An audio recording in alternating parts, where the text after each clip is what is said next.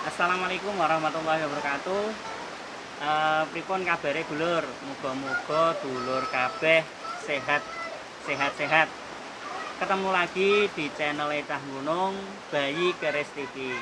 Pada video kali ini saya akan mengajak teman-teman mewawancarai atau eh, sekedar mendengarkan cerita bagaimana awal mula Pak Masudi menekuni budidaya jamur.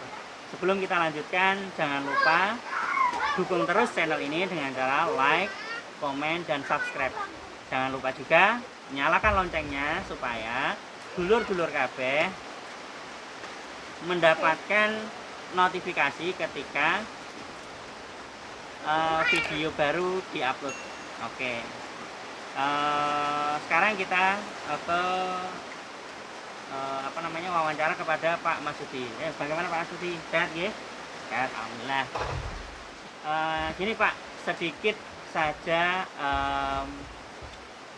cerita bagaimana awal Bapak memulai budidaya jamur dan motivasi Bapak apa sih kok mau menekuni usaha ini? Karena sih waktu dulu di benakku itu ingin budidaya jamur itu tidak ada. Dikarenakan apa? Dikarenakan diriku itu orang mungkin dibilang malas ya, malas ya. Cari kerjaan ke sana kemari tak dapat kerjaan. Walaupun ada kerjaan pun orang tak mau memberi pekerjaan. Mungkin karena saya tak berpendidikan, mungkin karena gimana ya? Para pengetahuan. Kayak kesini Bapak? Menghadap, nah, Lah, di sini. disitulah saya memikir, kenapa sih aku punya tenaga kok tidak dimanfaatkan orang-orang, diajak untuk bekerja mungkin hanya sebatas kuli bangunan. Nah, disitulah saya berpikir terus, bagaimana aku bisa menjadi orang yang terus mempunyai usaha sendiri, bisa bekerja sendiri di tempatku sendiri, tanpa dikontrol orang lain, tanpa diminit seseorang atau sejenis mandor. Nah, akhirnya saya itu mencari informasi-informasi lewat media. Dulu lewat media ini ya, media cetak seperti buku dan media televisi juga ada. Lah disitulah saya bergerak. Oh, ini kok ada orang yang punya jamur sekian banyak, dibudidayakan sekian banyak, kok bisa ya. Lah disitulah saya bergerak, bagaimana aku ikut atau mengikuti langkah-langkah seperti di situ. Oh, berarti berawal dari media cetak, membaca media cetak, kemungkinan tertarik. Lah kenapa harus memilih jamur tiram? Kenapa enggak pengen yang lain kayak budidaya lele, budidaya apa? Kenapa harus memilih jamur tiram? Alasannya itu apa? Alasannya banyak hal ya. Memang di daerah sini itu kalau budidaya jenis budidaya lele mungkin ya bisa, tapi ya agak agak sulit karena air pun juga nggak begitu banyak. Terus di sini kalau budidaya jenis budidaya ikan itu memang daerah pegunungan ya, tak kan tak mungkin, jarang kan itu. Ya akhirnya saya mencari solusi, mencari ide. Lah disitulah saya ingin budidaya jamur dikarenakan di sini banyak limbah yang terbuang, contohnya itu serbuk kayu dari pengolahan limbah beraji. Nah disitulah saya memanfaatkan, saya bikin jamur.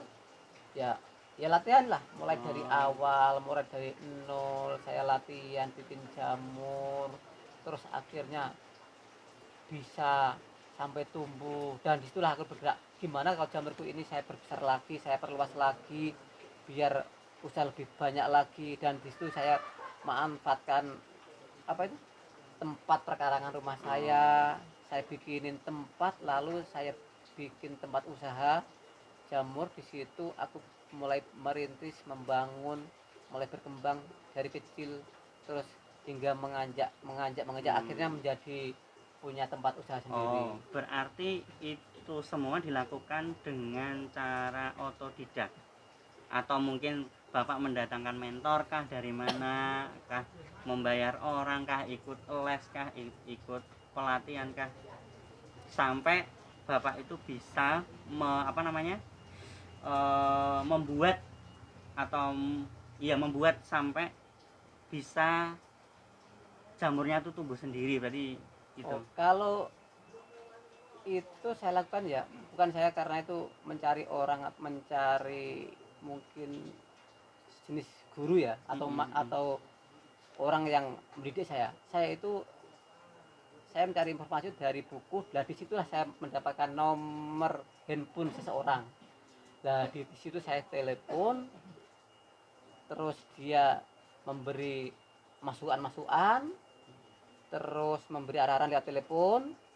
Dan situ saya mulai bekerja di rumah sendiri, dan orang yang saya telepon itu memantau dari jauh, mulai sedikit demi sedikit akhirnya jadi. Dan seterusnya itu saya lakukan ya sendiri, nggak ada orang yang apa ya, yang langsung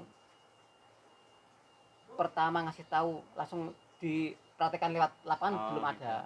Oke Pak, sekarang share sedikit dong Pak, suka dukanya selama memulai dari awal sampai ke titik ini itu seperti apa Pak? Pastinya kan nggak mungkin istilahnya kalau Jawa ujuk-ujuk itu sampai sekarang kan pasti ada tahap-tahapan itu.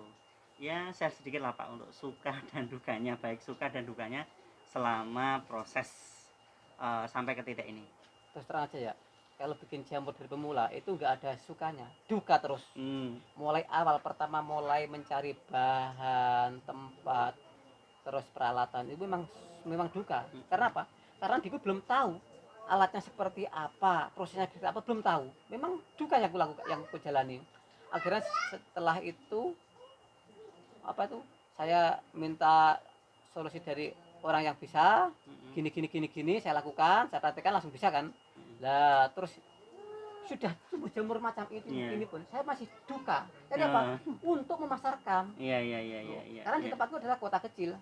Kota Gitu, kecil yang jamur itu di kota saya itu orang belum mengenal jamur. Karena betul. sudah tahu itu jamur, tapi belum mengenal kalau jamur itu gimana ya? Seolah ada orang yang ingin beli jamur saat itu. Karena juga masih baru Pak di sini. Iya, ya masih Pak baru gitu loh. Jadi orang itu masih awam. Jamur kok beli kok jamur. Terus makan kok ada orang kok bikin jamur. Itu gimana bikinnya? Dari situ saya akhirnya saya mencari gimana cara solusi memasarkannya. Itu pun bukan mudah. Sulit memasarkannya. Saya harus cari orang yang mau beli dan semacam itu. Oke, kita cut dulu Pak. Oke Pak, bisa sedikit cerita berapa sih modal awal Pak Masudi memulai budidaya ini? Jadi pastinya kalau awal-awal mungkin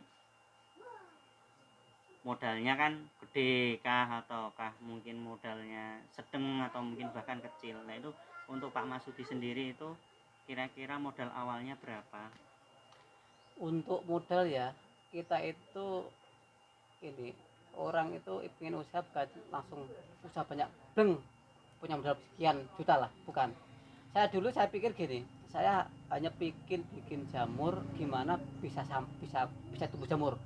Lah setelah itu saya praktekkan dengan modal yang cukup kecil. Pertama saya beli drum kecil itu harga 100.000. Terus setelah itu saya ambil serbuk kayu dari tetangga kan, itu pun tak beli, saya ambil itu aja sekitar 5 karung. Terus saya beli plastik, kalau per 100 backlog dulu itu masih sekitar 12.000. Terus dulu itu belum kenal cincin, saya pakai pipa paralon PVC itu saya geraji kan untuk lubang itu. Untuk tutup saya kasih tutup plastik atau kapuk itu macam itu. Itu perkiraan dulu itu saya melakukan kegiatan itu awal itu sekitar uang 500.000. Gitu. Terus gini Pak, ini menurut saya yang bagian yang menarik. Kira-kira dalam proses budidaya jamur ini pernah nggak merasakan kerugian atau pernah gagal dan sebagainya itu? Kalau rugi untung itu sudah suatu apa fenomena pekerjaan ya, lika-liku pekerjaan, lika-liku usaha, pasti ada untungnya, pasti ada ruginya. Biasanya ini kalau jamur, kerugian jamur itu terletak ini, dia itu ada semacam penyakit serangga kan, atau ulat, itu akhirnya jamur tak bisa tumbuh. Terus jamur diserang ulat, akhirnya jamur hilang, gimana, habis dimakan ulat, mau tumbuh sudah dimakan ulat, jadi kita kan mengalami kerugian itu. Terus selain itu juga ada kerugian ini pembuatan yang mungkin penyeterilannya agak kacau, mungkin di saat penyeteril kita kurang fokus, akhirnya dia ditanamin ada semacam ini apa namanya itu, dia itu enggak, misilium enggak bisa tumbuh Nggak bisa sempurna. tumbuh sempurna. Kalau Pak, misalnya itu tadi kalau dirupiahkan Pak, pernah yang paling besar itu berapa Pak?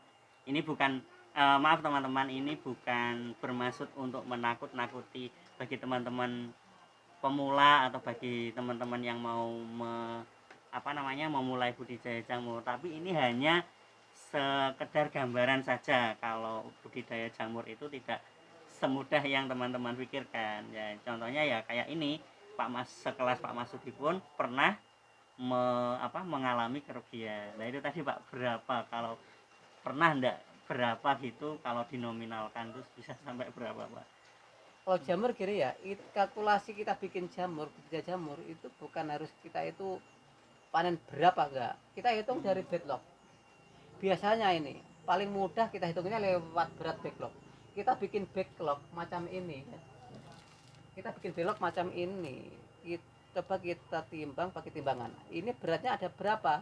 Kalau beratnya ini ada 1 kilo atau 1 kilo lebih, hasilnya minimal itu 30% dari berat backlog, itu sudah bagus. Kita sudah untung gitu. Jadi kalau backlog ini 1 kilo, pasti hasil jamur itu pasti 30% dari 1 kilo sekitar 3 ons lebih. Itu kan, itu minimal. Seandainya bisa lebih dari 4 on, 3 on, nyampe 4 on, itu sudah keuntungan lebih bagi kita untuk budidaya jamur. Itu ya, itu tadi Pak. Jadi pernah enggak mungkin berapa ratus atau berapa ribu backlog itu pernah mungkin rusak atau tidak tumbuh gitu Pak, pernah? Ada, itu ada. Sampai berapa ratus itu Pak? Saya pernah gara-gara ini penyeteman itu tidak normal ya, penyeteman itu gagal karena penyetem yang mungkin saya agak terlalu gimana ya, ada gangguan. Mungkin lagi nyetim saya ini ada teman yang lagi nyuruh apa gitu, lah akhirnya saya tinggalkan. Nah itu gagal. Itu sekali saya ngopen 1 drum sekitar 500 backlog, itu pun gagal semua habis. Tahu pernah ya. Oh, kalau katakanlah kalau 500 itu kali per satu backlognya itu 1000 dan 500.000. Iya betul. Tapi tidak mungkin itu cuma 1000 kan Pak ya? Nggak mungkin lah. Terus gini Pak, ini yang terakhir. Untuk saat ini katakanlah pendapatan Pak Masudi dari jamur itu kalau dirupiahkan kira-kira berapa Pak? Kita hitung gini, kita hitung produksinya berapa. Kalau kita per 1 minggu atau per 1 bulan, kita bisa produksi, bilangin kecilan aja lah, nggak besar, 2000 backlog per 1 bulan, 2000 backlog. Kita kalikan aja. Jadi apa itu, 1 backlog ini kira-kira 1 kilo.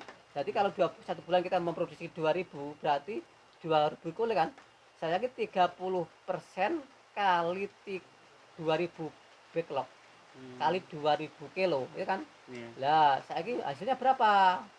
Kalau seandainya 30% dari 2000 kilo itu hasilnya kira-kira sekitar 6 kuintal lebih kan? 6 kuintal. Nah, jadi harga jamur berapa di tempat masing-masing? Per kiloannya ya, kalau kilonya berapa per kilonya harga jamur itu katakanlah bisa 10.000 aja bukan? Iya. Nah itu kalau kita mendapatkan dari backlog, jumlah backlog 2000 backlog, kita dapat panen jamur 6 kuintal. Jadi kan 6 kuintal kali 10.000. Wah, iya. Wah, banyak itu Pak. Iya. Sudah banyak ya.